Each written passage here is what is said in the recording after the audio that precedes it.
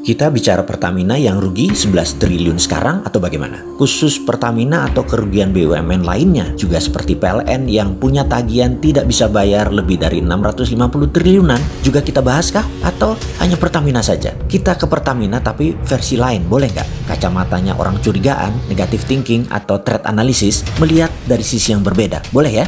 Pertama, saya selalu curiga kalau ada sesuatu yang viral. Karena memang budget memviralkan disiapkan oleh pemerintah saat ini dengan dana yang besar. Jadi ketika ada yang viral, pasti otak saya bertanya, kenapa diviralkan? Terlepas yang memviralkan pro pemerintahan atau para oposisi, tetapi ada yang memviralkan atas sesuatu, saya curiga aja. Tema viralnya sederhana kali ini. Pertamina rugi 11 triliun yang katanya ada orang terbaik manajemennya yang seharusnya bisa lebih baik. Lalu ketika rugi begini, saya tidak langsung point finger, ini gara-gara Ahok, ini gara-gara Nike. Saya malah mikir jangan-jangan yang main di atas mereka. Kalau ternyata yang main di atas mereka, itu merupakan tantangan untuk kita bongkar. Namanya juga magic reveal. Kita membuka tabir monster ekonomi. Sesekali sok-sokan pamer sesuatu yang si Sontoloyo ini tahu. Bolehlah. Walon deso, kan kita sering bilang Sontoloyo ini wong bodoh ngaku pinter. Jadi ya kali ini ngaku pinter lagi deh.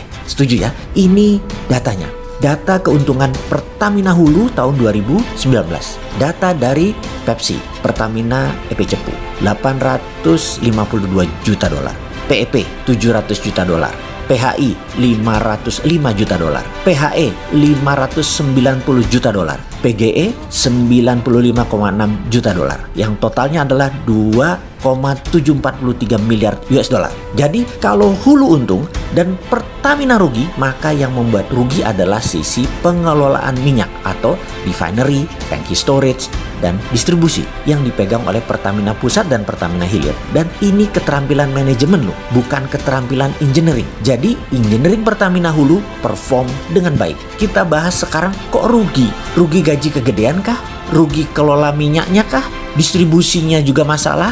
Atau karena satu harga seluruh wilayah Indonesia? Di sini kita sebagai manusia yang tidak punya posisi, tidak punya jabatan, hanya modal cinta pada NKRI mendadak ingin bertanya, kenapa disuarakan Pertamina rugi? Jadi sekarang disuarakan seakan-akan Pertamina rugi besar. Jangan-jangan supaya hanya alasan agar seseorang atau pejabat yang berkuasa bisa mendapatkan legitimasi untuk bisa menjual perusahaan energi ini. Pastinya kalau dijual rugi, ya dijual dengan harga murah. Bukan begitu para oligarki? Setuju ya kalian ya? Sebentar lagi jangan-jangan ada yang mengusulkan penjualan aset ini. Di sisi propaganda sengaja dibuat viral biar rakyat ikhlas Pertamina dijual sebagian tentunya. Dan saya ucapkan terima kasih kepada hater pemerintah yang Andalah paling berjasa membuat berita viral ini dijalankan karena dipasangkan dengan nama Ahok. Kalian itu memang kalau ada berita pengennya nge-share aja dan berbasis ketidaksukaan paling gampang dimainkan. Itulah makanya kata Ustadz, ingat, jaga hati, jaga pikiran. Kalau benar ini propaganda,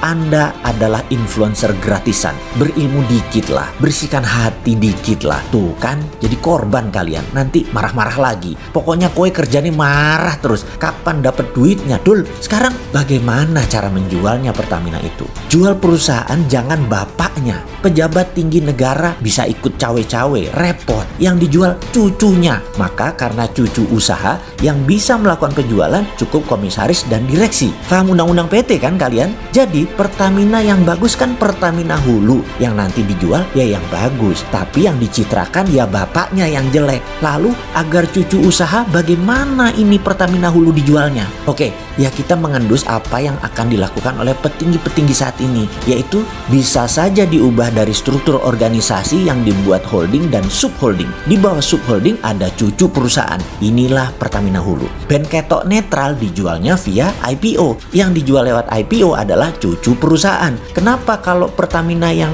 IPO? Susah, karena harus merubah undang-undang. Kalau cucu perusahaan dijual cukup persetujuan RUPS, direksi dan komisaris. Jadi jangan-jangan sebentar lagi ada holding Pertamina yang namanya Pertamina Investment. Organisasinya kecil, tapi membuat Pertamina jadi anak usaha. Dan siapa yang punya keterampilan seperti ini? Ada di sekitar pejabat publik kah? Kalian nggak bagi-bagi sih. Jadi aja si Sontoloyo ini bunyi, walau cuman asumsi, dan mudah-mudahan asumsinya salah lagi seperti biasa.